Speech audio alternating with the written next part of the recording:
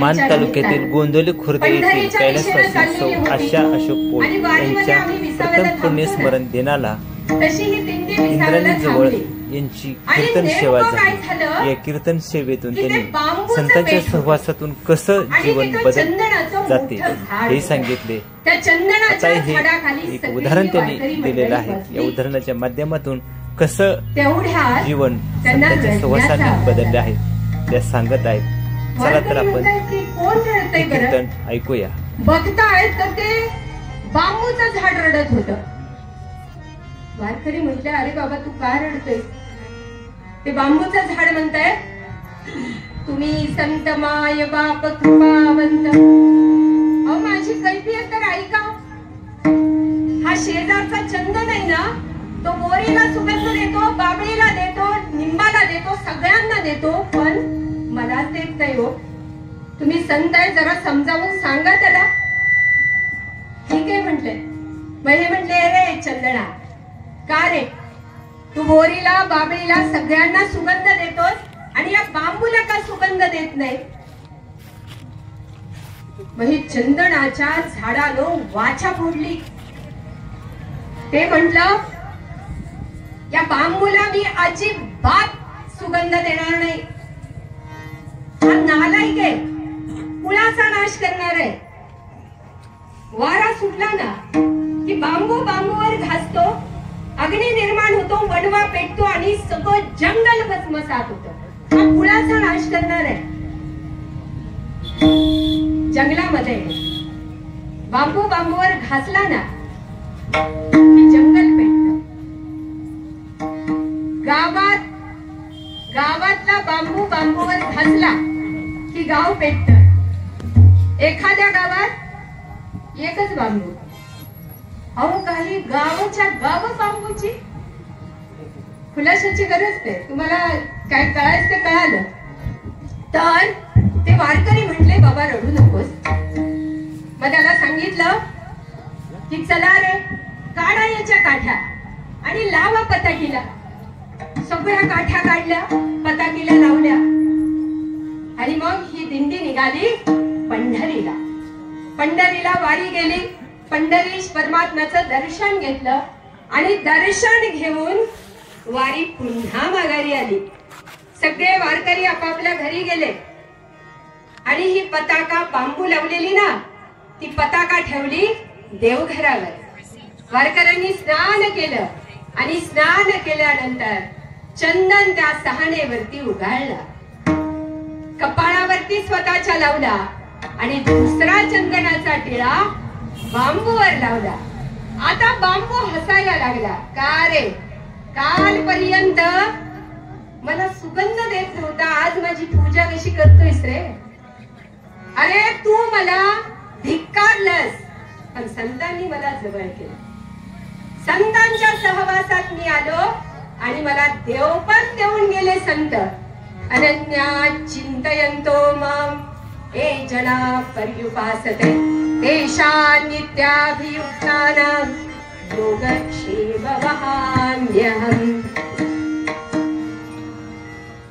त्यानंतर दुसरी उपमा दिली।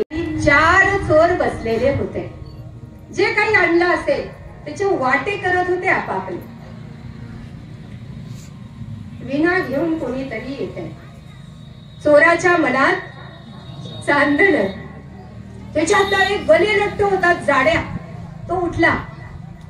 अरे म्हटले, बसा तुम्ही, मी बघतो त्याच्याकडे। अहो तो असा होता ना गले लठ्ठ, काळा कुट्ट, फक्त दातच पांढरे होते। असा आला आणि महाराजांच्या समोर उभा राहिला, अगदी अकराळ विक्राळ पुरुषासारखा।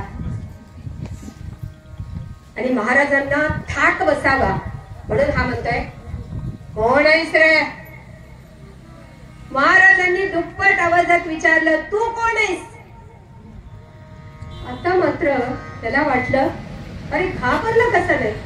एरवी त्याला बघितलं ना की माणसं निम्मी गर्भगळीत व्हायची। मग पुन्हा त्याने प्रश्न केला, मी चोर आहे, तू कोण आहेस? महाराज मिश्किलपणे हसले, म्हटले, चोर आहेस मी महाचोर आहे. अहो महाचोर म्हटल्यावर त्याला इतका आनंद झाला. जसे महाराज म्हटले मी महाचोर आहे तसा त्याला इतका आनंद झाला, इतका आनंद झाला, इतका आनंद झाला, इतका आनंद झाला जितका पुडीवाल्याला डबीवाला भेटल्यावर होतो. इतका आनंद झाला. मग त्यानं बाकीच्या मित्रांना बोलवलं. कम ऑन फ्रेंड्स, अरे आपल्याच मतदारसंघातले, घाबरू नका, या या या या या.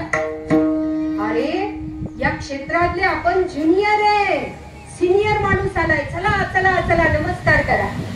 अहो चौघांनी साष्टांग दंडवत घातलं महाराजांना. आणि मग महाराजांनी विचारलं तुम्ही कोण, काय करता, तुम्ही कोण, काय करता. चोरी करतो महाराज. काय करायचं, बायका पोरं आहे, पापी पेट का सवाल आहे, चोरी करता. ठीक आहे, चाकणच्या वाड्यात जाऊन चोरी करूया. हे असली चोरी आम्ही कधी करत नाही. कुठं कुणाचा मोबाईल दिसला, कुठं कुणाची बादली बाहेर दिसली, कुठं कुणाची दोरीवरती, असल्या चोऱ्या हो. महाराज असे हसले आणि महाराज म्हटले अरे भुरटे हो, असल्या चोऱ्या करता. अरे अशी चोरी केली पाहिजे की आयुष्याची ददात गेली पाहिजे. चला चाकणच्या वाड्यात. मग महाराज पुढं आणि हे चौघ माग गेले चाकणच्या वाड्यात. मग चाकणच्या वाड्यात गेल्यानंतर महाराज म्हटले चला जावा वरती, वरती राजाची तिजोरी आहे. चौघ म्हटले नाही बुवा, आम्ही असलं धाडस नाही करणार, महाराज तुम्हीच जावा. मग महाराजांनी दोरी टाकली, विना कमरेला बांधला, चिपळी खोवली आणि निघाले महाराज वर.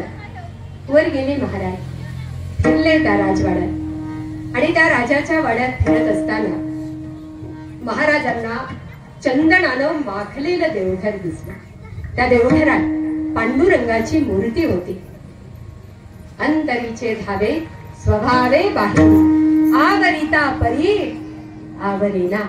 मग तेवढ्यात महाराजांना आठवण झाली, त्या 4 पट्ट्यांनी सांगितलेलं ताई वरती चाललाय, वजनदार वस्तू खाली पाठवा.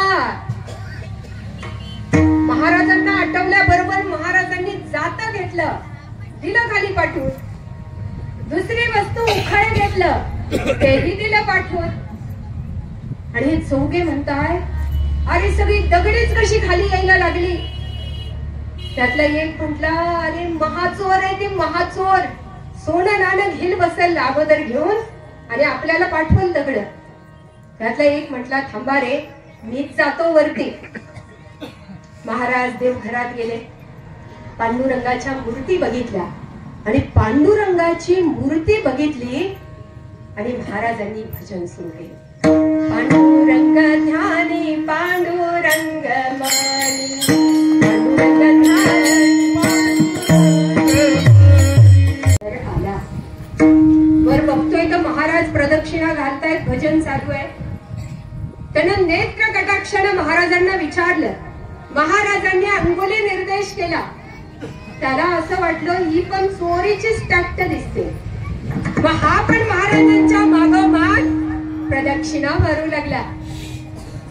आता हे 3 जण वाट बघताय, महाराजांनी हा खाली कसा येईना. हे दोघं गटले का नाहीत ना. मग ह्या तिघांनी ठरवलं की आपणही वरती जायचं. मग दुसरा वरती आला, तिसरा वरती आला, चौथा वरती आला आणि सगळ्यांनी मिळून महाराजांच्या मागोमाग मागोमाग प्रदक्षिणा घालायला सुरुवात केली. आणि प्रदक्षिणा घालता घालता घालता पहाटेचे 4 वाजले. काकडा झाला आणि काकड्याची वेळ झाल्याबरोबर महाराजांचा नित्यक्रम सुरू झाला. उठा पांडुरंगा प्रभात समयी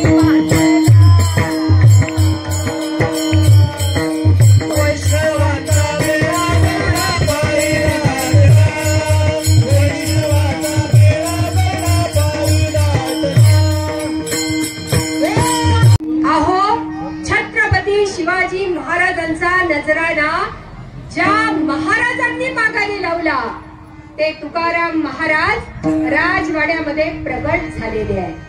चला, आणि एकटे आले नाही तो तुकाराम महाराज, सोबत 4 शिष्यांना घेऊन आलेले. राजे खडबडून उठले, वरती येऊन पाहतायत तर महाराजांचा काकडा सुरू आहे. झुंजू मुंजू पहाट झालेली आहे, तांबडा फुटलेलं आहे.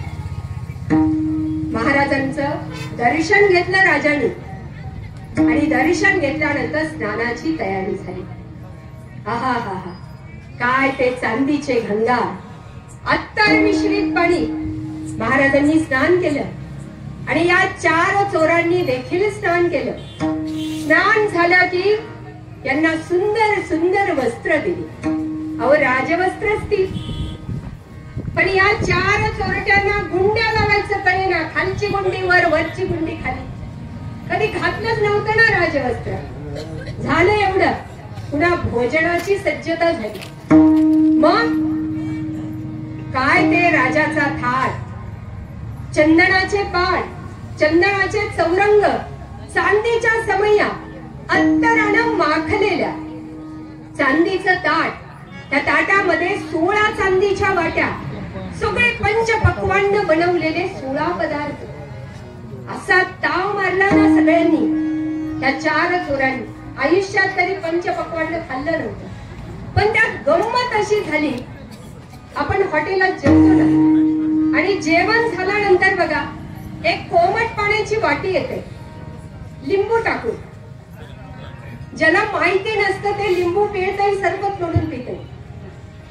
मग इथं झालं काय माहितीये का, 16 वाट्यात एक भुश्याची वाटी होती. म्हणजे कसं असायचं, तेलकट तुपट हात झाले ना की ते हाताचा तेलकटपणा जावा म्हणून त्या भुश्याच्या वाटीमध्ये हात असा घुसळायचा, म्हणजे तेलकटपणा हाताला राहत नाही. ह्या चोरट्यांना काय माहित, त्यांना वाटलं या भुश्याच्या वाटीत पण पंचपक्वान्न आहेत, ते पण पिऊन टाकले.